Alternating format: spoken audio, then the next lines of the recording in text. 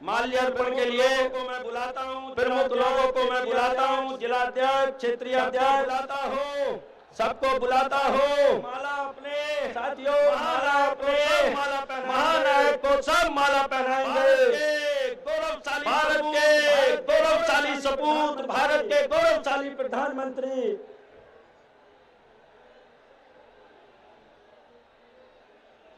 भारत माता की, भारत माता की, भारत माता की, भारत माता की, भारत माता की, भारत माता की,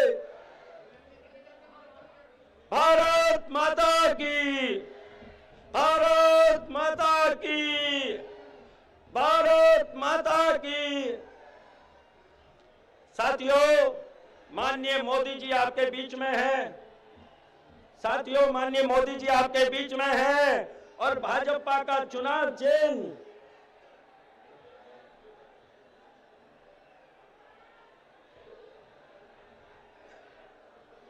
बोलो भारत माता की, भारत माता की, भारत माता की, भारत माता की। साथियों, हमारे सभी प्रत्याशी और पदाधिकारी कमल के चिन्ह को आपको दिखा रहे हैं। एक कमल खिलाएंगे, परिवर्तन लाएंगे, परिवर्तन लाएंगे, परिवर्तन लाएंगे, परिवर्तन लाएंगे, परिवर्तन लाएंगे। साथियों, मोदी जी को वादा करो इस नारे के साथ, परिवर्तन लाएंगे, परिवर्तन लाएंगे, परिवर्तन लाएंगे। साथियों, परिवर्तन लाएंगे। भारत माता की, भारत माता की।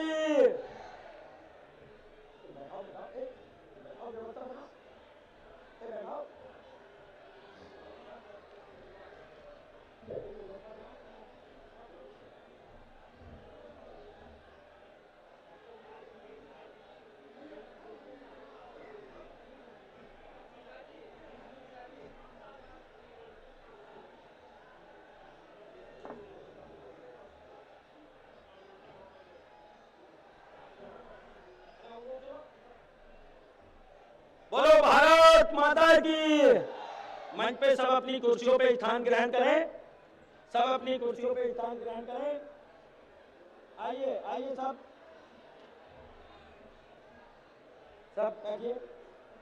भारत माता की। साथियों, सब अपनी कुर्सियों पे स्थान ग्रहण करें। भारत माता की। साथियों, माननीय मोदी जी और आपके बीच में दूरी नहीं रहनी चाहिए ना, नहीं रहनी चाहिए ना। इसलिए मैं अभी माननीय मोदी जी से पूर्व में केवल एक ही वक्ता को बुलाता हूं। इसलिए साथियों, केवल मोदी जी से पहले हमारे केंद्रीय मंत्री आदरणीय संतोष गंगवार जी, केंद्रीय मंत्री आदरणीय संतोष गंगवार जी को मैं आमंत्रित करता हूं।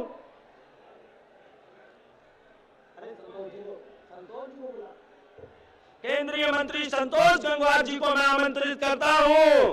साथियों, संतोष गंगवार जी के बाद सीधे भारत मां के लाल आपके सामने बोलेंगे। इसलिए मैं आप अभी संतोष गंगवार जी को आमंत्रित करता हूं, वो आए और जनता को संबोधित करें। आदरणीय प्रधानमंत्री जी, मंच पर उपस्थित सभी पार्टी के वरिष्ठ नेतागण और इस जनपद के हमारे सभी प्रत्याशीगण, यहाँ पर उपस्थित बुजुर्गों, भाइयों और बहनों, मित्रों, ये इतना बड़ा विशाल जनसमूह इस बात को प्रदर्शित करता है कि पूरे उत्तर प्रदेश ने मन बना लिया है कि उत्तर प्रदेश में सरकार का निश्चित रूप से परिवर्तन अब होगा और उस सब में आपकी भागीदारी महत्वपूर्ण होगी, ये हम सबको समझ में आता है। मित्रों, अब से 5-6 साल पहले जब कोई हमको ये कहता था कि देश को दिशा हिंदुस्तान देगा, भारत देगा, तो हमें लगता था कि पिछले सरकार के दौर में केंद्र में ऐसा कैसे संभव है, पर पिछले करीब 3 वर्ष से जो देश में परिवर्तन हुआ है और आदरणीय श्री मोदी जी के नेतृत्व में जिस प्रकार से देश चल रहा है, तो मैं निश्चित रूप से इस मत का हूं कि आने वाला समय हमारे देश का है और दुनिया को दिशा हिंदुस्तान ही देगा और पहले 2 देशों में हिंदुस्तान की गणना होगी, ऐसा हम मानते हैं। मैं आभारी हूं कि आदरणीय प्रधानमंत्री आज यहाँ पर हमारे बीच में है और इस बदायूं के विशाल जनसमूह को संबोधित करने के लिए हमारे बीच में आने की उन्होंने सहमति स्वीकृति दी है। मित्रों, मैं बीते 15 वर्षों में जो सरकारें रही उनके बारे में कोई विशेष कहना नहीं चाहूंगा, सब आप लोग अच्छी तरीके से जानते और समझते हैं और बदायूं के लोग तो इसके भुक्तभोगी हैं। यहाँ की घटनाएं बदायूं के लोगों के दिल को झंझोरने वाली है, ये सबकी समझ में आता है।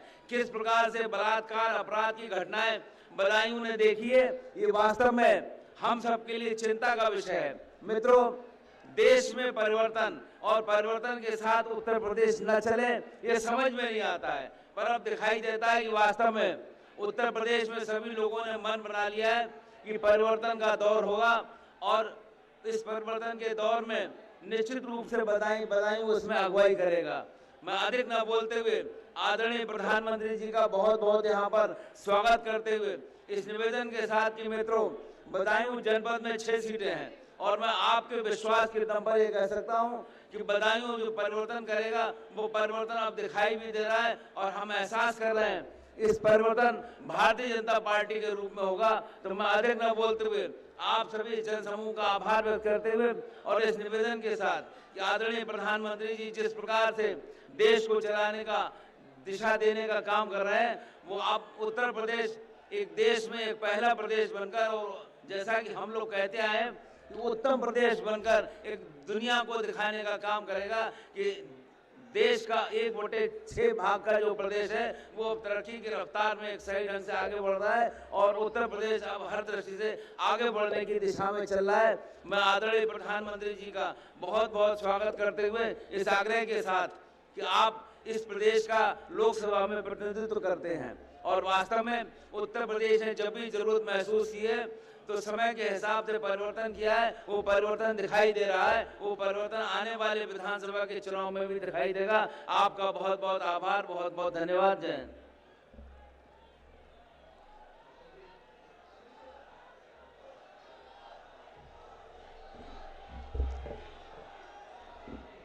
साथियों, मैं भारत मां के लाल और भारत के ऐसे गौरवशाली प्रधानमंत्री जिन्होंने भारत के प्रधानमंत्री की कुर्सी का भी मान बढ़ाया है, ऐसा हिंदुस्तान में करके दिखाया है, ऐसे आप सबके दिलों में राज करने वाले माननीय गौरवशाली प्रधानमंत्री माननीय नरेंद्र मोदी जी को सीधे सीधे आपके सामने बुलाता हूं। माननीय प्रधानमंत्री जी को मैं आमंत्रित करता हूं, माननीय प्रधानमंत्री जी आए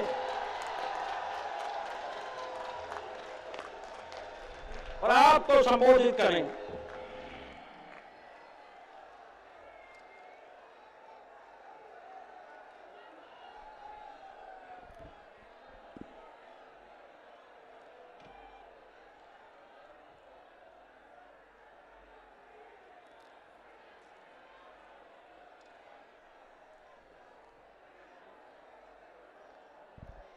भारत माता की,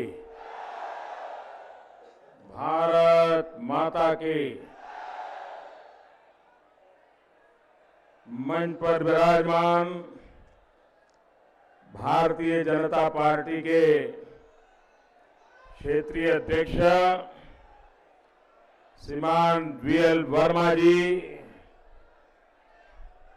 केंद्र में मंत्री परिषद के मेरे साथी, विवेक, नम्रता, मर्यादा के प्रतीक श्रीमान संतोष गंगवार जी,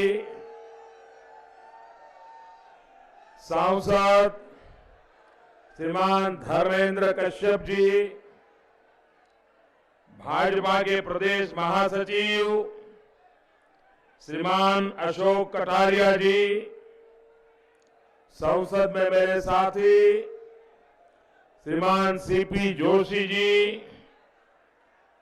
श्री हरीश शाक्य जी, वागीश पाठक जी, महाराज सिंह जी, प्रेम स्वरूप पाठक जी, हरिप्रसाद सिंह पटेल जी, महेश चंद्र गुप्ता जी, बदायूं के उम्मीदवार,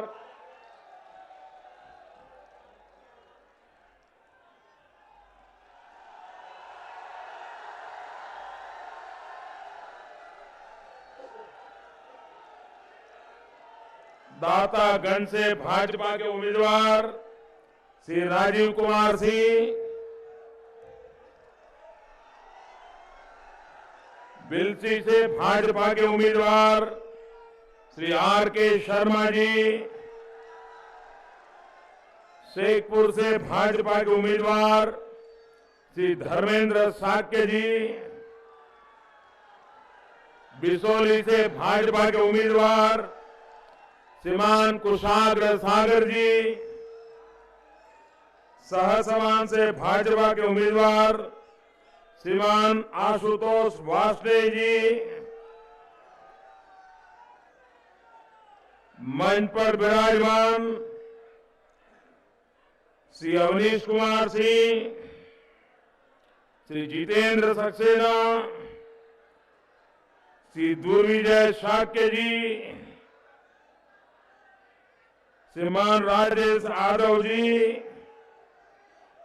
और विशाल संख्या में पधारे हुए बदायूं के मेरे प्यारे भाइयों और बहनों, मेरे साथ जोर से बोलिए भारत माता की, भारत माता की। आप लोग विराजिए।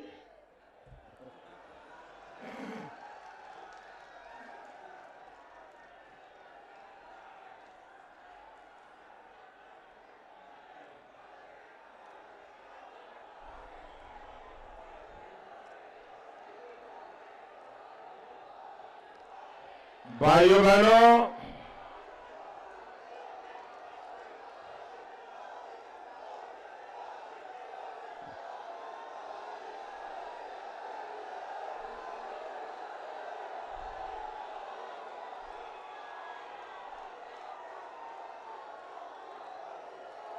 इतनी बड़ी संख्या में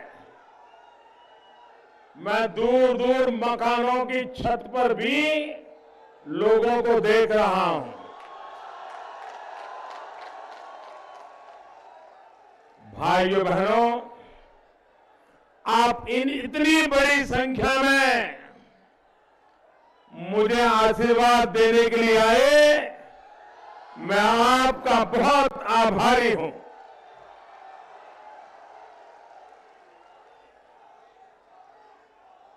लग रहा है ये माहौल देख करके 2009 में मुझे आपके दर्शन करने का मौका मिला था।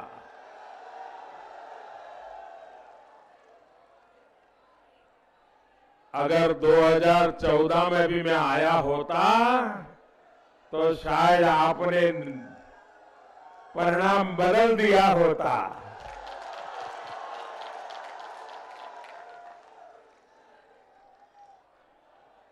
तो मेरे बदायूं के भाइयों बहनों, 2014 में मैं नहीं आ पाया, इसके लिए आपकी क्षमा याचना। लेकिन इस बार आया हूं तो आप ब्याज समेत लौटा दीजिए।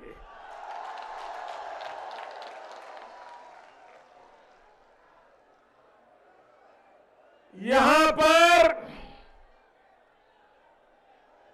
हम तो जब गुजरात में थे तो बदायूं का नाम सुनते थे। बदायूं तो बड़ा वीआईपी है, वीआईपी।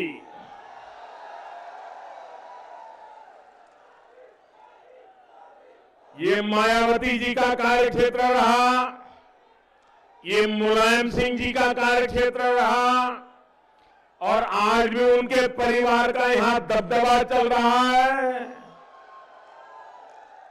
लेकिन भाइयों बहनों, इतना बड़ा वीआईपी जिला होने के बाद भी क्या कारण है कि हिंदुस्तान के सबसे पिछड़े, जरा कान खोल के सुन लीजिए, मैं बताना चाहता हूं, हिंदुस्तान में जिलों की बारीकी से जांच होती रहती है और उसका हिसाब किताब होता है।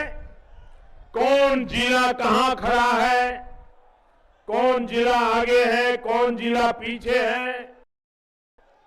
आज मुझे दुख के साथ कहना पड़ रहा है कि इतने बड़े बड़े दिग्गज नेताओं को बदायूं की जनता ने आशीर्वाद दिए, बदायूं की जनता ने साथ दिया, अपनी मुसीबतों से मुक्ति मिलेगी इसलिए भरपेट उनको मदद की।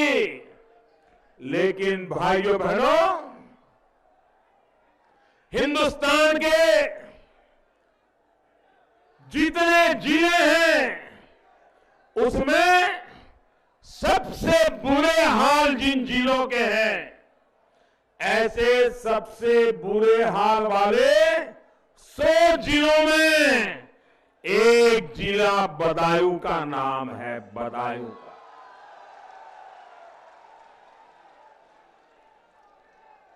जरा सपा बसपा के नेता मुझे बताएं,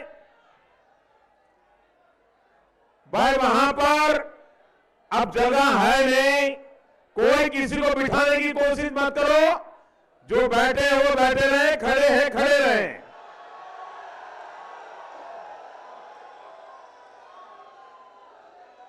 अब कोई एक दूसरे को परेशान मत करो। अब मैदान छोटा पड़ जाता है, मैं क्या करूं भाई।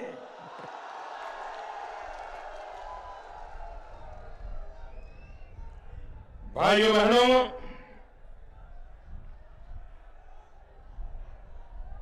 हिंदुस्तान के 100 पिछड़े जिले जो हैं, जहां विकास का नामो निशान नहीं है, प्राथमिक सुविधाएं नहीं है, सामान्य मानवीय की आवश्यकताओं की पूर्ति नहीं हो रही है, जितनी बुराइयां हैं वो सारी बुराइयां सरकार में भरी पड़ी है।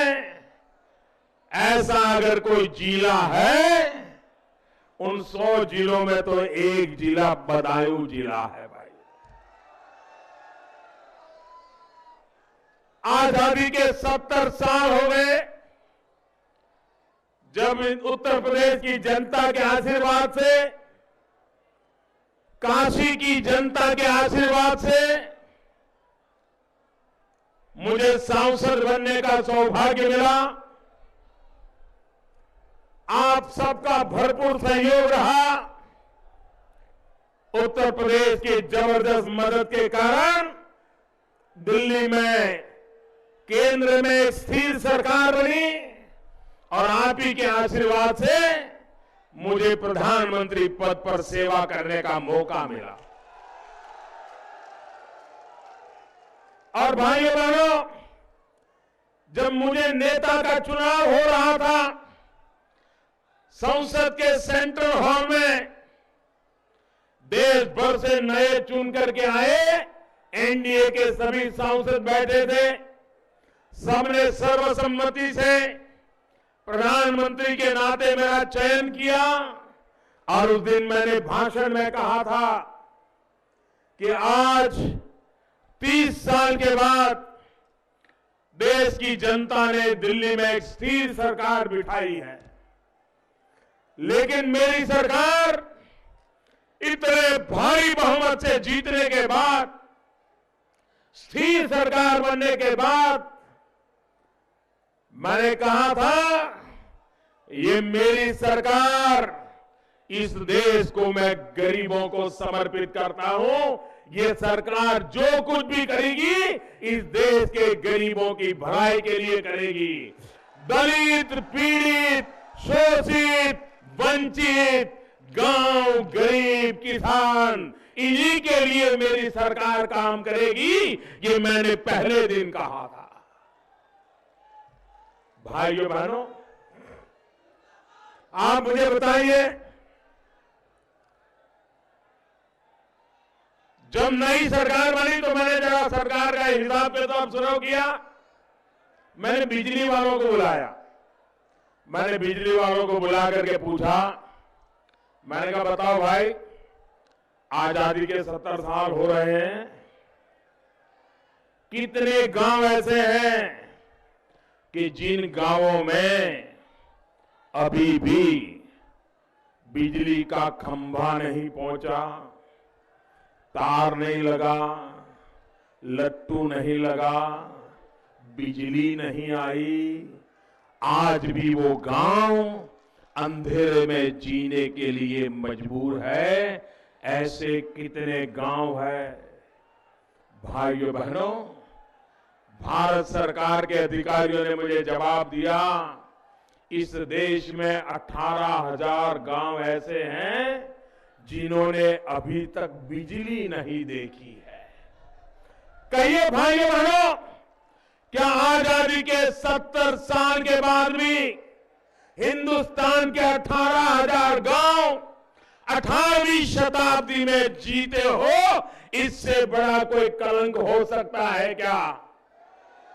हो सकता है क्या? ये कलंक मिटना चाहिए कि नहीं मिटना चाहिए? क्या कागज लेकर के पूछा जाता है क्या कि इस 18,000 गांव में किसकी सरकार है, कौन जाति के लोग रहते हैं, वहां भाजपा है कि नहीं है? ऐसा कोई हिसाब किताब लगाया जाता है क्या?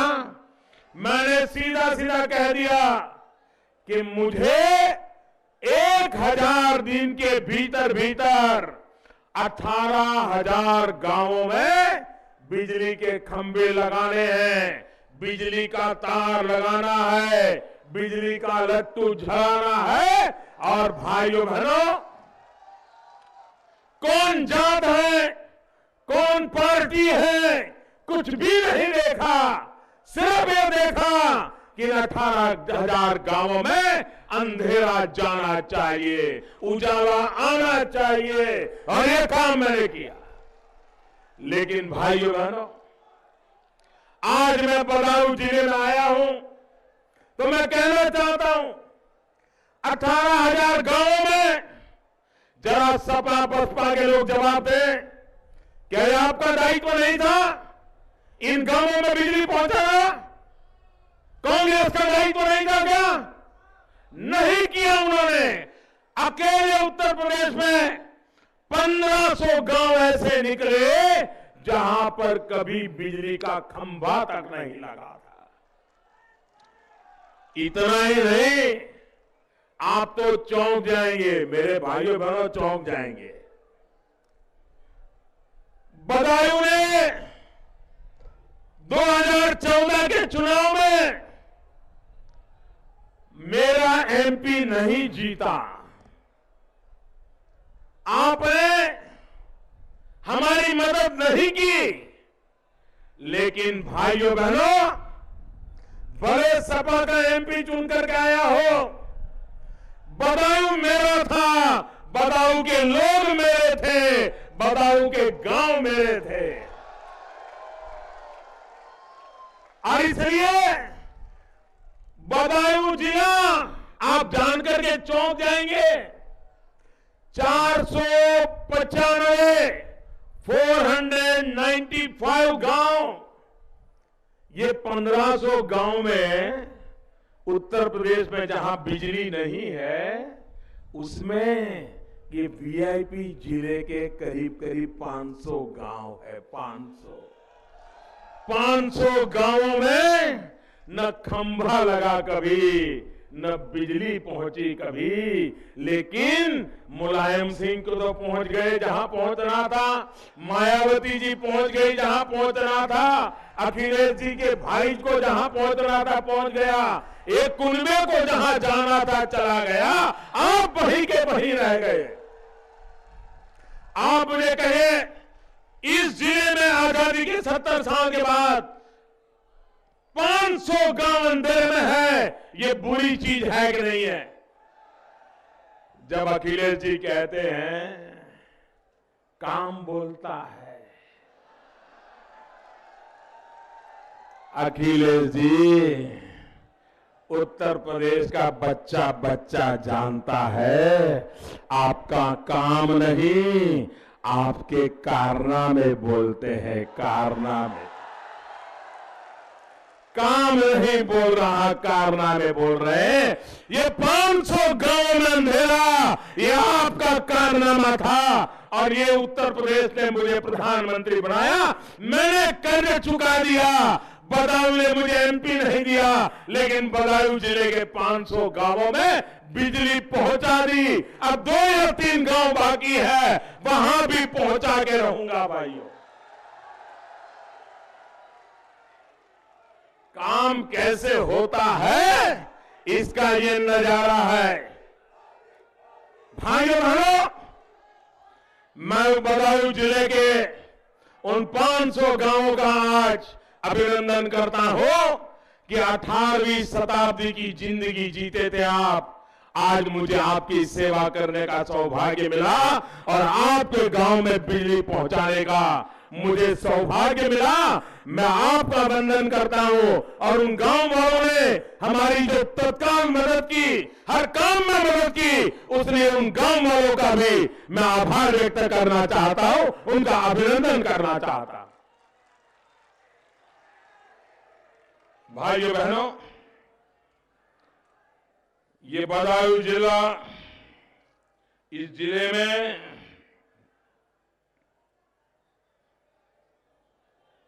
एक नेता है,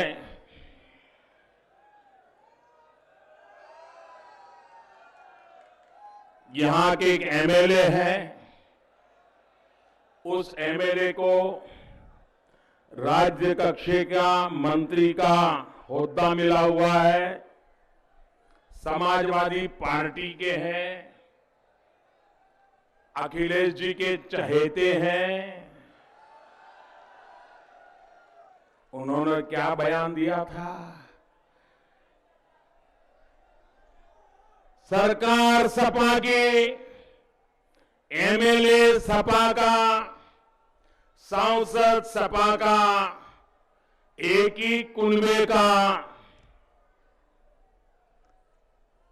प्रदेश आपका, जिला आपका, आप ही के लोग, और आरोप भी आप पर लगा रहे थे।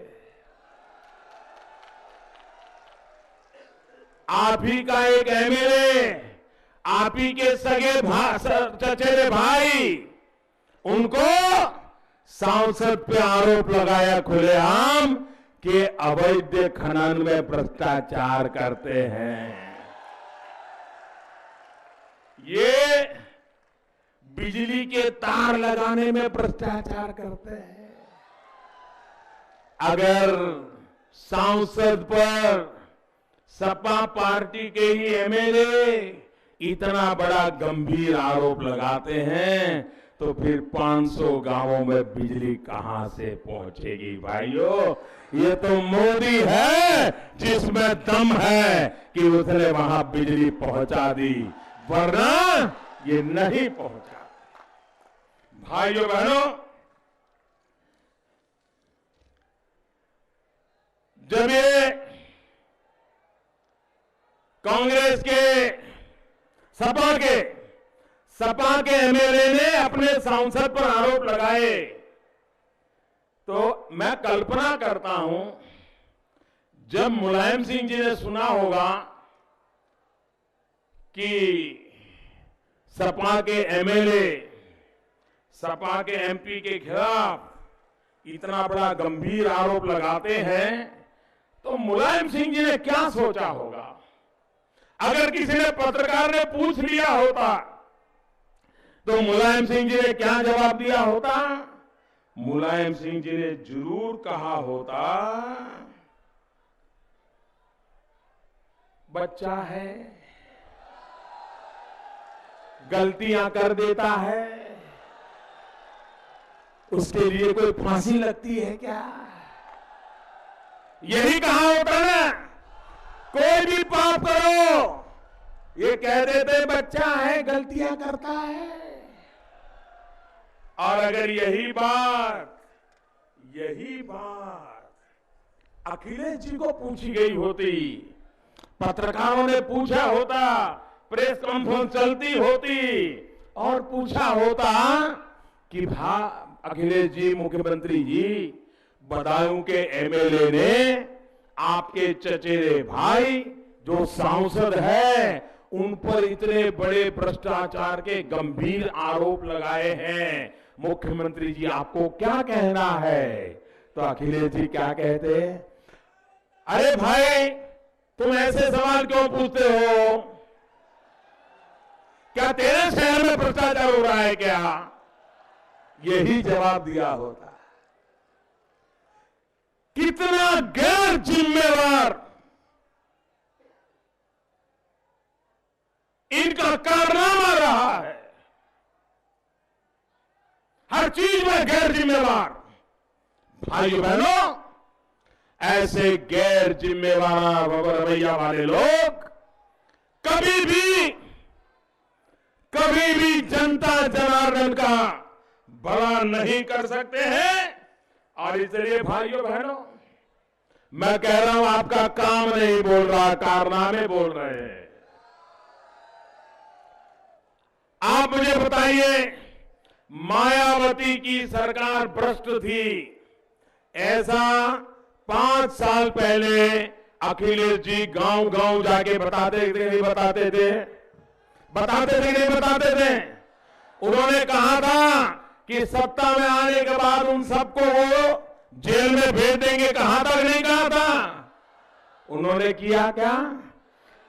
जो लोग मायावती को सबसे प्रिय थे, मायावती जी के सबसे निकट थे, जिन अफसरों पर भ्रष्टाचार के गंभीर आरोप लगे थे, अखिलेश जी ने आते ही 2-4 महीने तो सारा ड्रामा किया, बाद में उन्हीं भ्रष्ट लोगों को उससे भी अच्छे पद पर बिठा करके पहले से 10 गुना भ्रष्टाचार करने के दरवाजे खोल दिए। भाइयों बहनों, नोएडा, ग्रेटर नोएडा में कैसे अधिकारियों को बिठाया था, सीबीआई ने उनको जेल के सलाखों के पीछे डाल के रखा हुआ है। ये लूटते थे क्या? ये गरीबों के पैसे लूटते हैं नहीं लूटते? भाइयों, ये गरीबों को लूटते हैं नहीं लूटते? ये ईमानदारों को लूटते हैं नहीं लूटते? भाइयों बहनों, आखिर पर सबको मुझ पर गुस्सा क्यों आता है? ये सब इतने मुझ पर गुस्सा क्यों है? ये सब इकट्ठे क्यों हो जाते हैं? जो कभी एक दूसरे से बात न करे। मायावती मुलायम सिंह के पक्ष में न बोले, मुलायम सिंह जी मायावती के पक्ष में न बोले, मायावती अखिलेश के साथ न हो, अखिलेश मायावती के साथ न हो। हमेशा आपने देखा होगा, वो कहेगी सूरज है तो ये कहेगा चंदा है। लेकिन एक विषय ऐसा आया, जब मैंने काले धन और भ्रष्टाचार के खिलाफ लड़ाई लड़ी तो ये सब इकट्ठे हो गए और उन्होंने कह दिया सारा मोदी खराब कर रहा है, मोदी खराब कर रहा है। सब इकट्ठे हो गए क्योंकि भाइयों बहनों, उनके पैरों के तले जमीन खिसकने लग गई थी। इनको पता चला है कि भ्रष्टाचार, काले धन की मेरी लड़ाई जो है, इनको भी कभी अपने फेरे में लेके ही रहेगी, उनको पता है। और इसलिए भाइयों बहनों, भ्रष्टाचार, काले धन के खिलाफ जब मैंने नोटबंदी की और मैंने कहा जिन्होंने गरीबों का लूटा है, मैं गरीबों को लौटा के रहूंगा। मेरी सरकार गरीबों के लिए बनी है और गरीबों का कल्याण, इसी काम के लिए ये जनता, भगवान जनता होती है।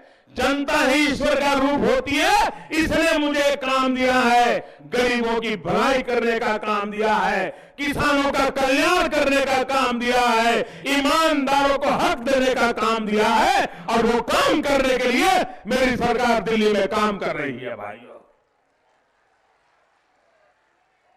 भाइयों बहनों, आप मुझे बताइए भाइयों बहनों, आज उत्तर प्रदेश में शहर हो या गांव हो, भाइयों बहनों मुझे आपसे जवाब चाहिए।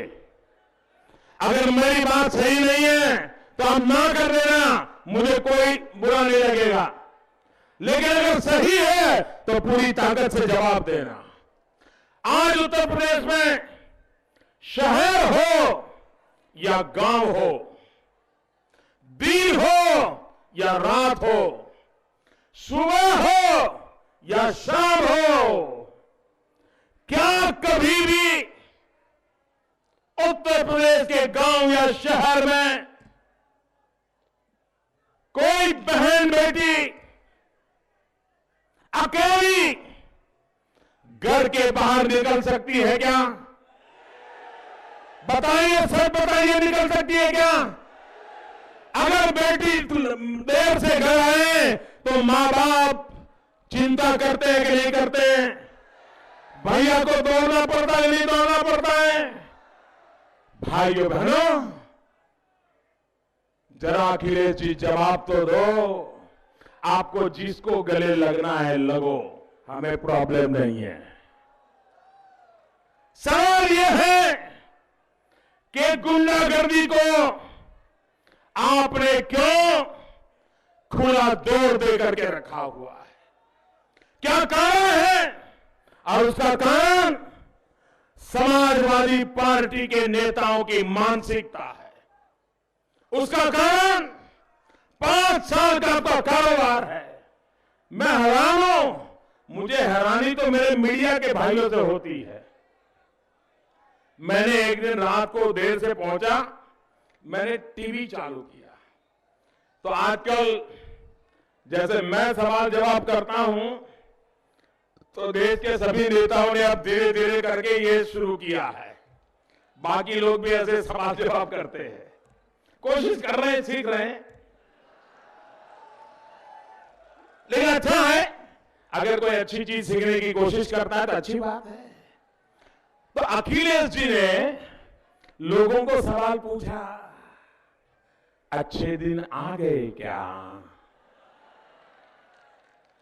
मैं अखिलेश जी को सवाल पूछता हूं कि भाई 5 साल से उत्तर प्रदेश में तुम राज करते हो, अगर जनता कहती है नहीं आए हैं तो सबसे पहले जिम्मेवारी तुम्हारी बनती है, तुम उत्तर प्रदेश में राज करते हो।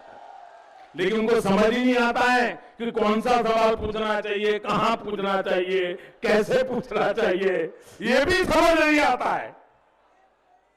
जब उत्तर प्रदेश की जनता कहती है कि हमारे हाल ठीक नहीं है, तो उसके लिए अगर जिम्मेवार कोई है तो 5 साल सपा, 5 साल बसपा और 50 साल कांग्रेस पार्टी के कारनामे, ये जिम्मेवार है भाइयों। इन्होंने तबाही की हुई है और उनसे हिसाब मांगने का समय आ गया है। भाइयों बहनों, मैं भारतीय जनता पार्टी के नेताओं का अभिनंदन करता हूं, उत्तर प्रदेश की टीम का अभिनंदन करता हूं कि उन्होंने एक बहुत बड़ा महत्वपूर्ण काम करने का निर्णय किया है। उन्होंने कहा है इन बहन बेटियों की रक्षा के लिए पुलिस में 3 बटालियन महिला पुलिस की नई बनाई जाएगी, 3 बटालियन। और उन्होंने कहा है एक बटालियन का नाम होगा जल कार्रवाई बटालियन, दूसरी बटालियन का नाम होगा उदादेवी बटालियन, तीसरी बटालियन का नाम होगा वीरांगना अवंतीबाई बटालियन, इन महावीरांगनाओं के स्मरण में 3 महिला बटालियन बनाने का फैसला उत्तर प्रदेश की भारतीय जनता पार्टी ने किया है।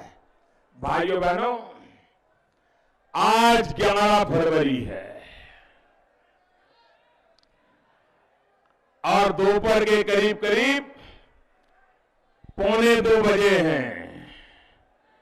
ठीक 1 महीने के बाद 11 मार्च को 1:45 बजे तक नई सरकार की खबर आ जाएगी।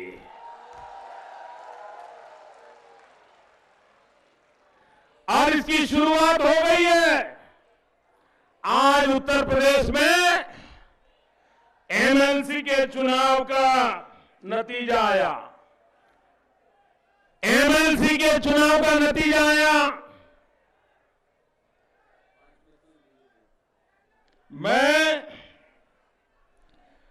उत्तर प्रदेश के सभी मतदाताओं का आज हृदय से अभिनंदन करता हूं। आपको भी अभी समाचार पहुंचे नहीं होंगे। अगर भाजपा हार गई होती तो ब्रेकिंग न्यूज चलते, ब्रेकिंग न्यूज, धुआंधार प्रचार होता। बीजेपी हार गई, मोदी का पत्ता साफ हो गया, न जाने क्या क्या शुरू हो जाता। भाइयों बहनों, मैं उत्तर प्रदेश के नागरिकों को बधाई देता हूं कि आज अभी अभी एमएलसी की 3 सीटें जिसके नतीजे आए, तीनों की तीनों भारतीय जनता पार्टी ने जीत ली।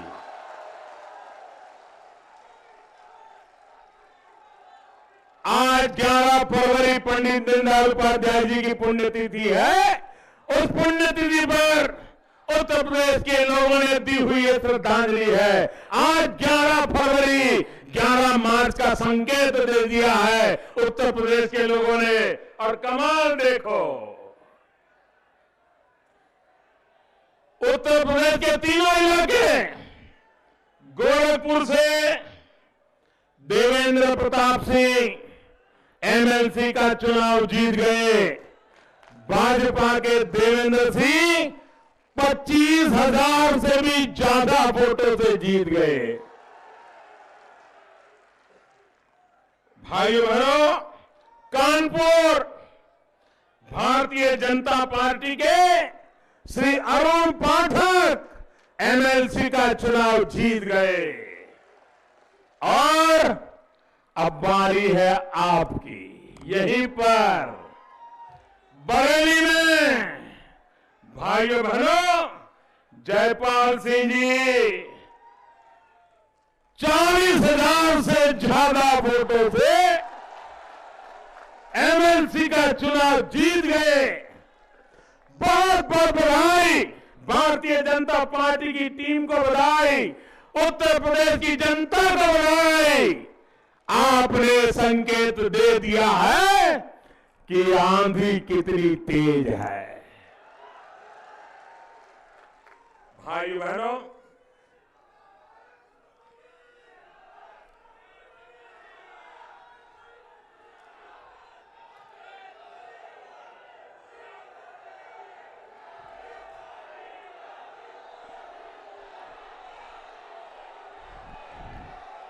उत्तर प्रदेश में चुनाव के मैदान में जो है वो तो बेचैन हो ही गए होंगे, लेकिन उनके कुछ ठेकेदार दिल्ली में बैठे हैं, वो जरा ज्यादा परेशान होते होंगे।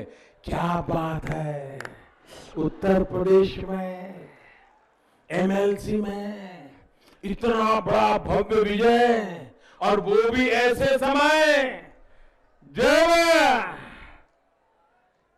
कल तक जो एक दूसरे के दुश्मन थे, लोहिया जी जीवन भर जी कांग्रेस के खिलाफ लड़े थे, उन लोहिया जी के चेलों ने कुर्सी बचाने के लिए उस कांग्रेस को भी गले लगा दिया। उसके बावजूद भी एमएलसी के चुनाव बुरी तरह हार गए। भाइयों बहनों, भाइयों बहनों, आप मुझे बताइए, यहां पर नौकरियों में जो भर्ती हुई है पिछले 5 साल में, क्या आपको उससे संतोष है? जरा नौजवान ताकत से बताइए, संतोष है? क्या आप मानते हैं कि उसमें भ्रष्टाचार हुआ है? क्या आप में मानते हैं उसमें जातिवाद का जहर घुला है? क्या आप मानते हैं कि ईमानदारों से अन्याय हुआ है? आप मानते हैं गरीब विधवा मां के होनहार बेटे भी नौकरी से वंचित रह गए हैं? क्या लोकतंत्र में ईमानदारों का हक छीनना ये किसी भी सरकार को अधिकार नहीं मिलता है? भाइयों बहनों, नौकरी में जो हाल हुआ है, भाई भतीजावाद हुआ है, ये आपका कारनामा है अखिलेश जी, ये आपका कारनामा है। आपने उत्तर प्रदेश के नौजवानों के भविष्य को कुचल डाला है, उसको रौंद डाला है। अपने राजनीतिक स्वार्थ के लिए इन नौजवानों के भविष्य पर आपने अलीगढ़ के ताले लगा दिए।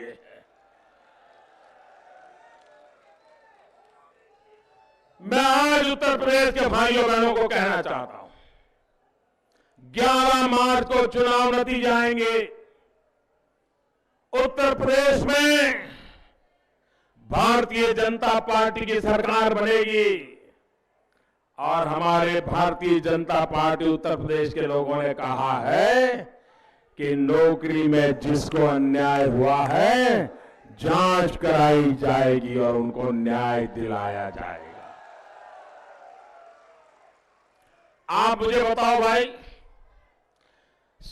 सरकार में वर्ग 3 और वर्ग 4 जो सामान्य लोगों को नौकरी के लिए जरूरत होती है, क्लर्क की नौकरी हो, हेड कांस्टेबल की नौकरी हो, पीएसआई की नौकरी हो, ये सब वर्ग 3 और 4 की नौकरी होती है।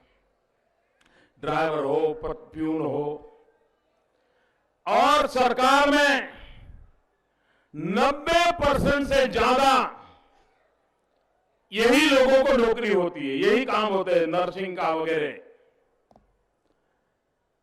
अब आप बताइए, जब 100 लोगों की नौकरी का एडवर्टाइजमेंट निकलता है तो 1,00,000-2 लाख लोग अर्जी करते हैं, फिर उसका एग्जाम होता है, एग्जाम होने के बाद कुछ लोगों का इंटरव्यू निकलता है, और इंटरव्यू आने के बाद वो लड़का घर घर जाता है, किसी की पहचान है क्या? बेटे को इंटरव्यू आया है, कोई पहचान है क्या? और फिर बिचौलिए आ जाते हैं, अच्छा आपके बेटा का इंटरव्यू आया है, नौकरी चाहिए, 2 लाख लगेगा, 3 लाख लगेगा। गरीब विधवा मां को लगता है कि चलो बेटे को कहीं नौकरी मिल जाए, वो अपना पुराना घर भी गिरवी रख देती है। गरीब किसान अपनी जमीन गिरवी देख देता है, मां अपना मंगलसूत्र गिरवी रख देती है ताकि बेटे को कहीं रोजगार मिल जाए। मुझे बताइए भाइयों बहनों, ये गरीबों के साथ, मध्यम वर्ग के लोगों के साथ, मेहनत कश इंसान के साथ ये जोर जुल्म है कि नहीं है? अखिलेश जी, आपका काम नहीं है, ये आपका कारनामा है, ये आपका कारनामा है जो जुल्म करता है। अच्छा, इंटरव्यू होता है तो क्या होता है? 3-4 लोग बैठे होते हैं, जो इंटरव्यू देने जाता है वो अंदर आता है, मुंडी देखता है, 30 सेकंड में कोई पूछ लेता है नाम क्या, कोई पूछता है कहां से आए हो, कोई कहता है कहां रहते हो, 30 सेकंड में वो निकल जाता है। मुझे बताइए भाई, 30 सेकंड में आपको पता चल जाता है क्या कि उसमें क्या अच्छाई है, क्या बुराई है, क्या ताकत है? पता चलता है क्या? ये सब फरेब है कि नहीं है? ये लोगों के साथ धोखा है कि नहीं है? हमने आकर ये काम कर दिया, भारत सरकार ने निर्णय कर दिया कि वर्ग 3 और 4 उसकी नौकरी के लिए आपके पास आपके एग्जाम का जो रिकॉर्ड होगा वो कंप्यूटर में डाल दिया जाएगा और कंप्यूटर तय करेगा कि पहले 100 कौन है, पहले 200 कौन है, पहले 1000 कौन से है, और कोई इंटरव्यू नहीं होगा, सीधा सीधा उसको ऑर्डर चला जाएगा। भाइयों, आप मुझे कहिए भ्रष्टाचार गया कि नहीं गया? भ्रष्टाचार गया कि नहीं गया? सच्चे और इन लोगों को नौकरी मिलेगी नहीं मिलेगी? कोई बेईमानी चलेगी क्या? मैंने अखिलेश जी को कहा कि भाई भारत सरकार ने लागू किया है, आप भी करो। तो उन्होंने कहा नहीं जी मैं तो नहीं कर सकता।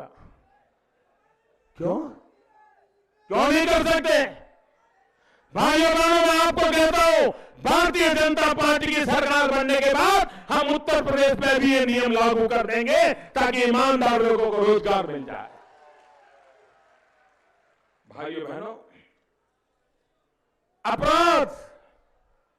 अपराध होते हैं, लेकिन पुलिस थाने में पीड़ितों की सुनवाई नहीं होती है, अपराधियों का जय जयकार होता है। ये उत्तर प्रदेश के थानों का हाल है। भाइयों बहनों, ये ऐसे थाने बना दिए गए हैं जहां पर गुंडागिरी करने वाले राज्यों के पॉलिटिकल पार्टी के नेता, सपा के नेता वहीं जाकर के बैठ करके किसके ऊपर जुल्म करना, किसके ऊपर जुल्म न करना, उसके फैसले करते हैं। भाइयों, अदालत बिठा देते हैं पुलिस थानों में। ये स्थिति बदलने के लिए ये आपके पास मौका आया है। भाइयों बहनों, और इसलिए मैं कहता हूं कि चुनाव जीतने के लिए ये दो कुनबे इकट्ठे आए हैं। ये दो कुनबे अपनी विफलताओं को छिपाने के लिए लोगों के बीच में जाकर के अलग अलग बातें करते हैं। आप मुझे बताइए, ये चुनाव उत्तर प्रदेश का है कि नहीं है? चुनाव उत्तर प्रदेश का है कि नहीं है? उत्तर प्रदेश में सरकार बनाने के लिए चुनाव है कि नहीं है? तो पुरानी सरकार ने अपना हिसाब देना चाहिए कि नहीं देना चाहिए? देना चाहिए कि नहीं देना चाहिए?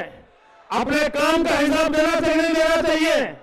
लेकिन आप इन नेताओं को देखिए, जहां भी जाते हैं दोनों, मोदी ऐसा है, मोदी वैसा है, मोदी ये बोला, मोदी वो बोला, मोदी ने ये किया, मोदी ने वो किया। अरे भाई, चुनाव उत्तर प्रदेश का है, 5 साल आपने काम क्या किया, जरा इसका तो हिसाब दो।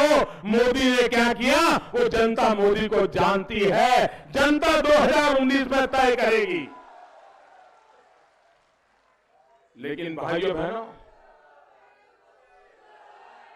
आप मुझे बताइए, हमारे में से किसी को भी हमारी सेना पर शक है क्या? उसके बाद खेल करवाने वाला कौन है? जितने भी पीटीआई थे, जितने भी फिजिकल टीचर थे, सब अपने आप साथ में आए और आज पीली टी शर्ट पहन के आपके सामने बैठे। एक बार जोरदार इनके लिए तालियां हो जाए, धन्यवाद दीजिए इनको।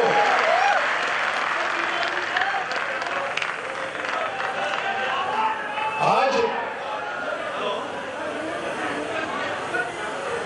पंडित दीनदयाल उपाध्याय जी की पुण्यतिथि भी मनाई जा रही है इस पूरे साल से। उनका सोचना था कि जो आखिरी व्यक्ति है अपने समाज में, उसका उत्थान होना चाहिए।